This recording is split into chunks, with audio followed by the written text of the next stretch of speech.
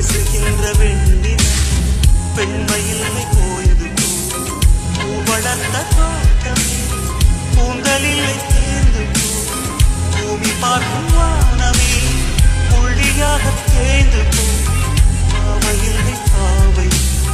தேவை என்ன தேவை ஜீவன் போன பின்னே சேவை என்ன சேவை